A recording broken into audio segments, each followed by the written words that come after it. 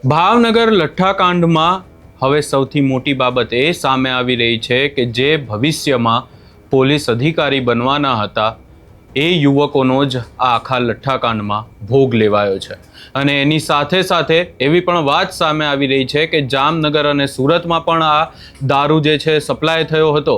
જો આ બાબત સાચી હશે તો પછી આગામી સમયમાં આ મુદ્દો રાજ્યવ્યાપી બની શકે છે।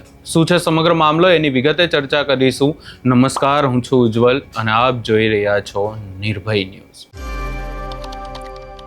ભાવનગરમાંથી જે લઠ્ઠાકાંડ સામે આવ્યો એને લઈને અનેક ચર્ચાઓ થઈ રહી છે, પરંતુ આ તમામ ચર્ચાઓની વચ્ચે હવે એક પત્ર સોશિયલ મીડિયા ઉપર વાયરલ થઈ રહ્યો છે કે જેમાં એવી બાબત સામે આવી છે કે પોલીસ ભરતીની પરીક્ષામાં પાસ થયા બાદ જે યુવકો છે એમણે આખી પાર્ટી રાખી હતી અને એ દરમિયાન તેમના દ્વારા આ દારૂ પીવામાં આવ્યો હતો અને એ દારૂને લઈને ચર્ચાઓ એટલા માટે થઈ રહી છે કારણ કે હવે આખા મામલામાં લઠ્ઠાકાંડ સામે આવી ગયો। આ આખી ઘટનામાં મૃત્યુઆંક 4 સુધી પહોંચ્યો છે અને હજી પણ આગામી સમયમાં આખી બાબતે મૃત્યુઆંક વધવાની પણ સંભાવનાઓ દર્શાવવામાં આવી રહી છે। આ તમામ ચર્ચાઓની વચ્ચે ડેપ્યુટી સીએમ હર્ષ સંઘવી દ્વારા આખી ઘટનાની તપાસ માટે એસએમસી એટલે કે જે સ્ટેટ મોનિટરિંગ સેલ છે એમને તપાસ સોંપવામાં આવી છે અને વધુમાં જો ચર્ચા કરવા જઈએ તો 13 જેટલા લોકો હજી પણ હોસ્પિટલમાં દાખલ છે। ત્યારે આખી બાબતને લઈને એવી પણ વાત સામે આવી રહી છે કે મધ્યપ્રદેશના ઉજ્જૈનથી 28 પેટી દારૂ લાવવામાં આવ્યો હતો, જેમાં 15 પેટી પકડી લેવામાં આવી છે અને અન્ય 13 પેટીઓને પકડવા ભાવનગર પોલીસ આકાશ પાતાળ એક કરી રહી છે। ભરતનગર, અકવાડા, તળાજા રોડ તેમજ જિલ્લાના ખાટડી, ખરકડી, નાના ખોખરા, દેવગાણના ગામમાં લોકો નકલી આ જે દારૂ છે એ પીવાથી બીમાર પડ્યા હોવાની વાત સામે આવી છે અને સૌથી મોટી વાત એ છે કે આ દારૂ સુરત અને જામનગરમાં પણ સપ્લાય થયો હોવાની વાત સામે આવી રહી છે। વધુમાં આ તમામ ચર્ચાઓની વચ્ચે પરિવારના લોકો શું કહી રહ્યા છે કે જેમના જે ઘરના એવું કહી શકાય કે યુવાનો જે એમના પરિવારમાં આગામી સમયમાં ટેકો બની શકતા હતા એ હાલ હોસ્પિટલમાં છે અને પરિવારના લોકો શું કહી રહ્યા છે પણ સાંભળી લઈએ। ઓમદેવસિંહ સરવૈયા પાલિતાણા થી મારા મામાના દીકરા કનકસિંહ ગોયલ જે અહીંયા રહેતા હતા ભાવનગર ઘોઘા રોડ ઉપર અને પીએમ બસ સેવામાં સર્વિસ કરતા હતા અને કાલે રાત્રે ડુપ્લિકેટ દારૂના સેવનથી વહેલી સવારે એમને શ્વાસ લેવામાં તકલીફ પડવા માંડી। અહીંયા 108 મારફત સરટી હોસ્પિટલમાં દાખલ કર્યા અને અહીંના ડૉક્ટરે એમના મોત જાહેર કરેલા છે। ના, કારણ કે ફ્લેટમાં પોતે એકલા રહેતા હતા પણ 8:30 વાગે એમણે એમના પત્ની સાથે વાત કરેલી છે। એ દરમિયાન તો કંઈ હતું નહીં એટલે 8:30 પછી ગમે ત્યારે એને પીધેલો છે।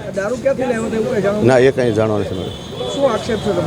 ખાસ આક્ષેપ એ જ છે કે પોલીસ અત્યારે બધી રીતે હરકતમાં આવી છે અને દારૂ ગોતે છે કે ભાઈ તો એની પહેલાં મારું તો એ જ કહેવાનું છે કે તો પહેલાં એટલો 800, 900, 1000 પેટી દારૂ વેચાઈ જતો હોય ત્યાં સુધી જો પોલીસને ખબર ન હોય તો માનવ જીવન સાથે મોટા એક ગંભીર છેડા થઈ રહ્યા છે।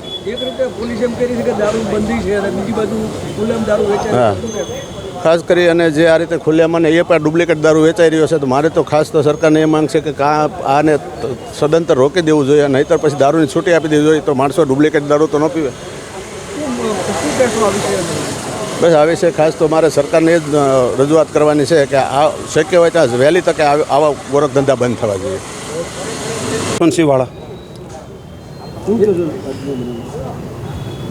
ગુજરાતની અંદર તંત્ર માટે જે દારૂબંધી છે ને એ દૂધણી ગાય જેવી છે અને એ દૂધણી ગાયની અંદર આજે ઝેર મારફત જે પ્રજા સુધી અને જે વ્યસની સુધી પહોંચાડે છે એના માટે સીધો આના માટે જવાબદાર આપણું ગુજરાત સરકારનું તંત્ર છે।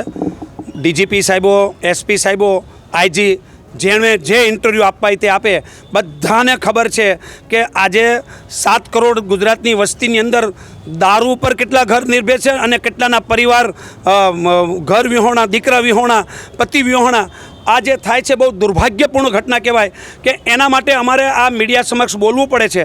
હકીકતની અંદર તંત્રે જો સકારાત્મક કામગીરી કરવી હોય તો તંત્રે સુવો મોટો હાઈકોર્ટ દ્વારા આની ઉપર કાર્યવાહી કરવાની જરૂર છે કે તમે કાગળ ઉપર માત્ર દારૂબંધી રાખી છે અને આ દારૂબંધીના નામે તમારો જે ખિસ્સા ભરાય છે, ખેલ ભરાય છે, ભ્રષ્ટાચારનો જે વ્યાપ વધી રહ્યો છે અને એ જિંદગીના જોખમે જે નવયુવાનોને મોતના મુખમાં નાખીને તમે જે એની પર તાગડધીના કરો છો એ પ્રજા સાંખી ના લે। અમે અમારા પરિવારજન ગુમાવ્યા છે અને હું એવું માનું છું કે આ તંત્રની સામે પ્રજાનો પણ રોષ એવો હોવો જોઈએ કે જેથી કરીને એમને અક્કલ ઠેકાણે આવે.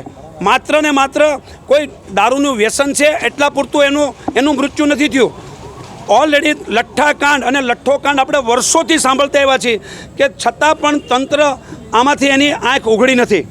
એટલે અમને અમારી બે હાથ જોડીને વિનંતી છે તમારા મારફત સરકારને કે તમે ખરેખર નવયુવાનોના જીવ બચાવો. નવયુવાનોને ખરેખર તમારે સારા રસ્તે કરવું હોય તો આવા લઠ્ઠાકાંડ ન સર્જાય અને ખરેખર આ કહેવાતી કાગળ ઉપર જે દારૂબંધી છે એની કરતાં કાં તો છૂટ આપી દો અને કાં તો એનું પાલન કરો. ખાસ કરીને પ્રભારી મંત્રીએ પણ રિપોર્ટ મંગાવ્યો છે, શું કહે સાહેબ? પ્રભારી મંત્રી આવે કે કોઈ પણ આવે, આખું કેબિનેટ, આખું ગુજરાત સરકારના મંત્રીઓ અધિકારીઓ બધાને ખબર છે કે એમને ભાવનગર, રાજકોટ ગમે ત્યાં વીઆઈપી માની લો કે એમને સર્કિટ હાઉસ ઉતરવું હોય તો ક્યાંથી દારૂની વ્યવસ્થા થાય બધું આપણે જાણીએ છીએ, છતાં પણ આપણે એની વિરુદ્ધમાં બોલી શકતા નથી.